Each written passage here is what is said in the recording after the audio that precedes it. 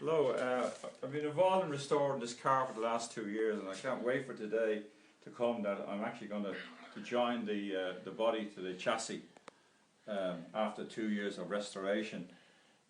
So hopefully it's all going to just come down and line up, because I think this is the way it was done in the factory, because it's hardly spend our time underneath fitting all these bits and pieces and so forth like that. I'll just show you inside what I've done with all the wires.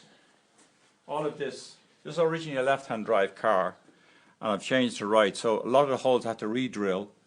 So you see now by the picture that it has all the wires in and everything which is necessary underneath the bonnet. So hopefully when it all goes down, it'll just come in place and I won't have to lift it off again. Even the horns, the bumpers. So so hopefully now we're going to push the chassis on the trolley underneath, in line with the body, and then we're going to let the body down gradually. And wish us luck.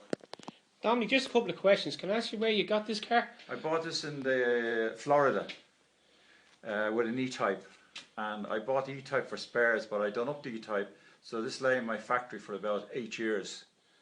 Because I have a similar car, 140, but as you get older, this car has wind-up windows. It's a 120 drop head, so it's a bit more comfort in driving the Roadster. We've done quite a lot of alteration to the gearbox. This is an XJ6 gearbox with overdrive, which would be a better job than the original. One of the later starters on it. Bigger carburetors. And the engine is the original engine from the car? Yeah, the original engine. We're also going to fit an oil cooler. These are the pipes which we have joined together for the time being, because we don't quite know where it's going to be located in the body. And over here we have an alternator instead of a dynamo, because again I fitted an XJ6 water pump, which is down here on the side, because there's no water pump with it when I got it. So and you've gone to the electric fan. No blades at all on the top, behind it, just directly. As the later Jags, like the Series 3, Series 1 and Series 3 E-Types, they had no mechanical fan, they had electric fans. So hopefully it's all going to work out. And the other thing, I used Mark 9 calipers on the front. Fitted a servo unit, which I located underneath the wing.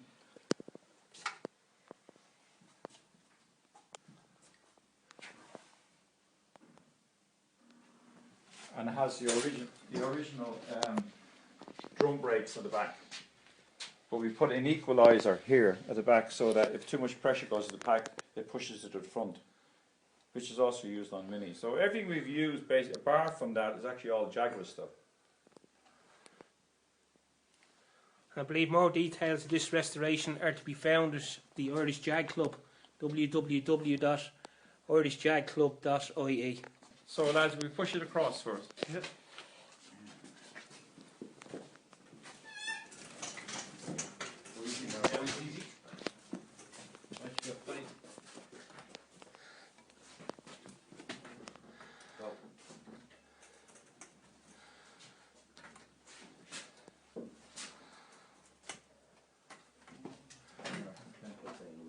No, I don't. You see, here now, I think. Yeah, but it's no, the whole thing's moving. Lift it up. Hold on. Lift it up a bit. No, don't pull it around. Lift it up again. Now push it back. Okay. Now, Dominic, we're at getting the car down to this. We're getting the body down to this stage now.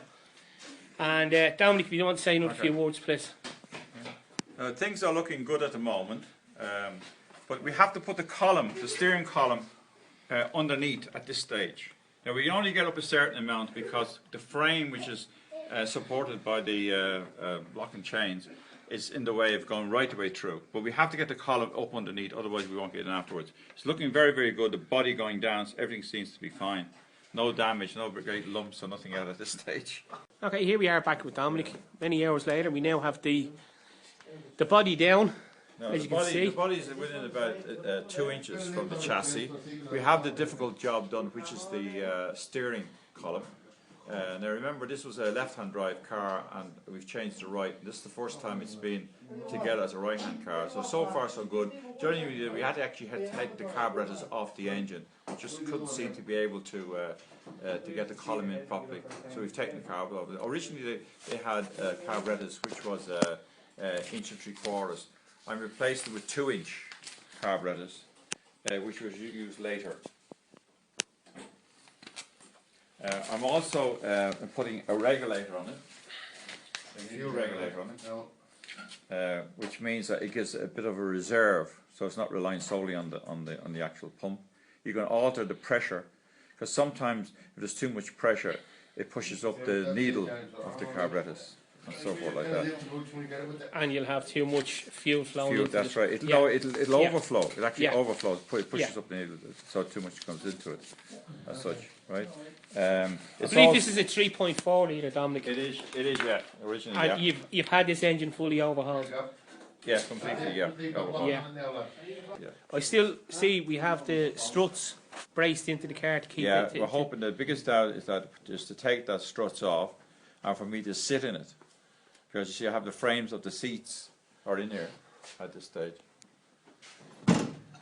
So I think we're ready now to just let it down on its final journey for its marriage, hopefully for the rest of its time. Mike, just step one so there, man, like I want